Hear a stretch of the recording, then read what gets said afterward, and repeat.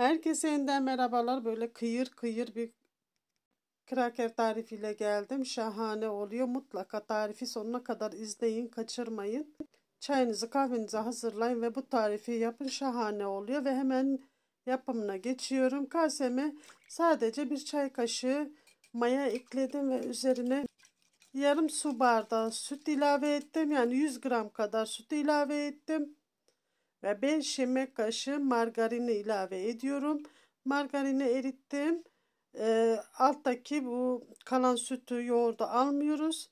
Sadece yağını alıyoruz. Böyle süzerek kaşığa boşaltıyorum. İsterseniz tereyağı da kullanabilirsiniz. Benim sütüm dolaptan çıkardığım için çok soğuk süttü. Hemen böyle margarini dondurdu. Hiç önemli değil. İsterse ılık süt kullanın, isterseniz soğuk süt kullanın. İkisi de aynı sonucu elde edersiniz. Ve üzerine hemen bir demet yeşil soğanın sadece yeşil kısımlarını, yani dallarını aldım. Onları küçük küçük doğrayıp onu da ekledikten sonra bir karıştırdıktan sonra hemen üzerine 1,5 su bardağı unu ilave ettim. Ve yarım çay bardağı karbonat ekledim. Veya kabartma tozu ekleyebilirsiniz. Ve bir çay kaşığı kadar tuz ilave ettikten sonra üzerine susam ekliyorum. Susam 3 yemek kaşığı kadardı. Bu malzemeleri istediğiniz kadar çoğaltıp azaltabilirsiniz. Malzemelerimi iyice karıştırıyorum. Kıvamına bakarak bardaktan kalan unu da ilave ediyorum. Unu yavaş yavaş ilave ediyorum. Kulak memesi kıvamından biraz sert bir hamur elde ediyoruz. Çok yumuşak olmaması gerekiyor. Hamurumu iyice toparlıyorum.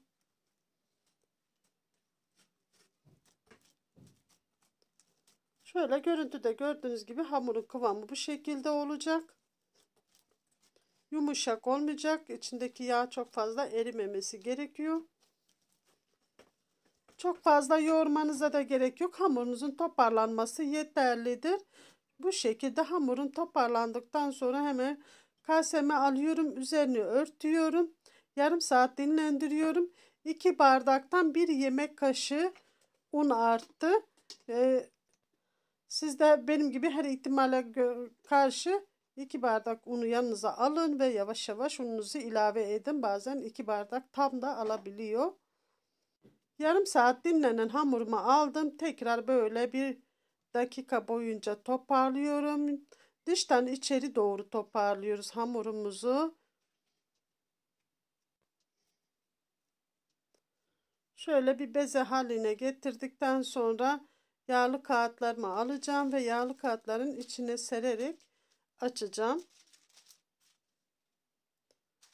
2 tane yağlı kağıt kullanırsanız çok daha kolay olacak.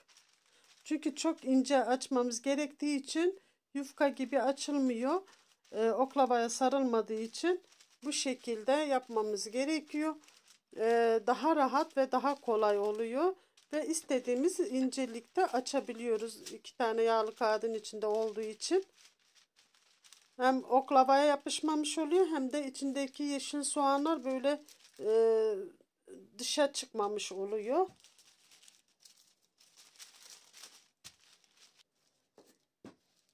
Siz de görüntüde gördüğünüz gibi aynı şekilde açın ve incecik bir yufka şeklinde açın. Su böreği yufkası kalınlığında açıyoruz arkadaşlar. Size o şekil tarif edersem daha iyi olur. Ve bir tane yağlı kağıdımı çıkardıktan sonra üzerindeki düzenlemeleri de yapıyorum. Ve evdeki aparatla kesiyorum. İsterseniz bıçak yardımıyla kesin. Ya da evde böyle bir aparatınız varsa bununla da kolaylıkla kesebilirsiniz.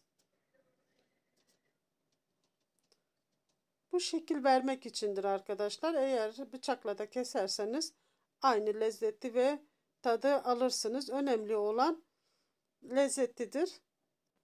Ben petibür bisküvi formu verdim ama siz isterseniz yuvarlak da kesebilirsiniz. Bardakla bir çay bardağı yardımıyla yuvarlak yuvarlak kesebilirsiniz. Kalan hamurları tekrar açabilirsiniz. Ölçümü de şöyle 3-4 parmak genişlikte kesebilirsiniz. Dediğim gibi ölçüde, e, şekli de tamamen size, yani zevkinize kalmış. Nasıl isterseniz o şekilde kesebilirsiniz. Şu kenar kısımdaki yamuklukları da hepsini toparlıyorum. Onları sonradan tekrar açacağım. İnceliği bu şekilde arkadaşlar. Görüntüde gördüğünüz gibi yağlı kağıdın üzerinde olduğu için kolaylıkla da alabiliyorum. Tepsime yağlı kağıdı serdim. Bütün krakerlerimi hepsini üzerine koyuyorum, hamurlarımı. Tepsiye sığabildiği kadar koyuyorum. Diğerini de ikinci bir defada pişireceğim ve kalan hamurumu da açıp tek tepsinin içinde pişireceğim. Ve çatal yardımıyla delikler açıyorum üzerine. Çok fazla kabarıp şişmemesi için, bu kıtırlık olması için, hem de şekli de güzel oluyor. 170 derecede 15 dakika boyunca pişiriyoruz. Fırınınızın sıcaklığına göre belki biraz daha uzun sürebilir.